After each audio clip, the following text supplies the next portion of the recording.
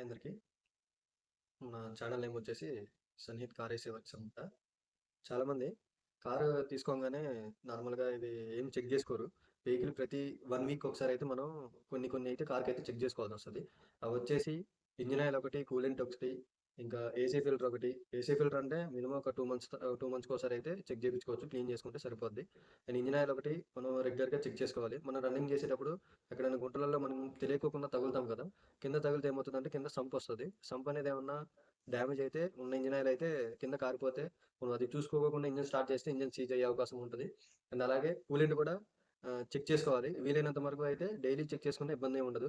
Coolant అనేది ఇంజిన్కి cool చేయడం కోసం అయితే ఉంటుంది. ఇంజిన్లో కూలెంట్ ఎంత మంచిగా మెయింటైన్ చేస్తే అంత ఇంజిన్ అయితే కూలింగ్ అయితే ఉంటుంది.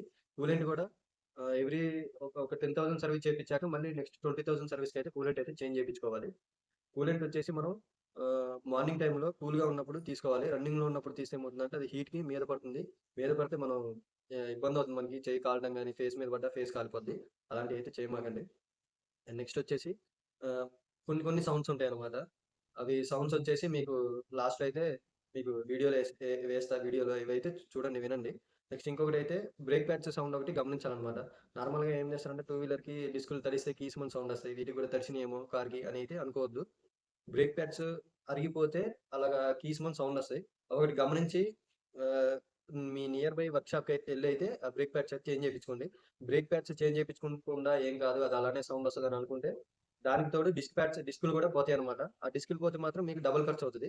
కాబట్టి ఏదైనా సౌండ్ తేడాగా అనిపించినా గానీ మీరైతే నియర్ బై వర్క్‌షాప్‌కైతే వెళ్ళండి. అండ్ ఇంకొకటి డిస్‌ప్లేలో మీకేమన్నా హ్యాండ్ బ్రేక్ ఒకటి తప్ప, మన నార్మల్ లైట్స్ తప్ప వేరే ఇంజిన్ చెక్ లైట్ గానివ్వండి, హీట్ సింబల్ గానివ్వండి, ఇంకా వేరే వేరే ఏమన్నా లైట్స్ వస్తే వర్క్‌షాప్‌కి అయితే విజిట్ చేయండి. ఏం కాదు, అవి ఏముండదు, ఇబ్బందేముండదు. వాటి వల్ల ఉపయోగం లేదు అని అనుకుంటే మీరు ఇబ్బంది పడాల్సొస్తది రన్నింగ్‌లో ఎప్పుడైనా కానివ్వండి. వీటికొచ్చేసి మనం ఇంజిన్ చెక్ లైట్ అనేది ఏదైనా వైరింగ్ కట్ అయినా గానీ, ఇంజిన్ ఏమన్నా లోపల ఏమన్నా ఇంజిన్ ఆయిల్ లేకపోయినా వీటి వల్ల అయితే వస్తది. ఇవి రెగ్యులర్‌గా చెక్ చేపించుకుంటే ఏమవుతుందంటే ఇంజిన్ అనేది మంచిగుంటది. ఇవన్నీ అయితే ఒకసారి చూసుకోవాలి.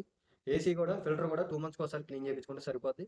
అండ్ అలాగే ఏసీ రావట్లేదని చెప్పేసి ఎంత పడితే అంత అమౌంట్ అయితే స్పెండ్ చేయొద్దు. ఎందుకంటే ఏసీలో చాలామంది కస్టమర్‌లకు తెలియదని చెప్పేసి విధి విధాలుగా నార్మల్‌గా అది పోయింది, ఇది పోయిందని అయితే చేస్తున్నారు.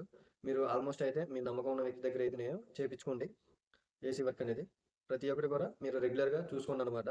ఎందుకంటే వెహికల్ అనేది మీరెంత నీట్‌గా చూసుకుంటే అంత నీట్‌గా ఎక్కువ కాలం అయితే ఉంటదనమాట. లేదు ఏం కాదనుకుంటే మీకు ప్రతిసారి కూడా పని పెడుతూనే ఉంటది.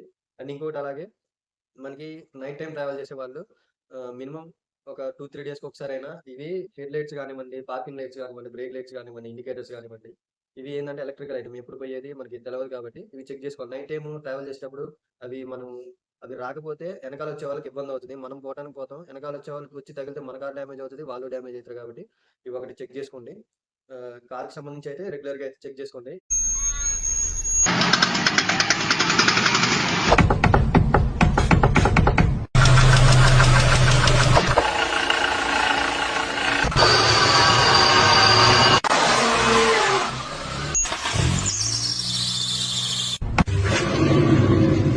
మరిన్ని ఇన్ఫర్మేటివ్ వీడియోస్ కోసం అయితే మన ఛానల్‌ని అయితే ఫాలో చేయండి. మన అకౌంట్‌లో కూడా ఇన్‌స్టాగ్రామ్ ఐడీ ఉంటది, సన్‌హిత్ కార్ వర్క్స్ అని.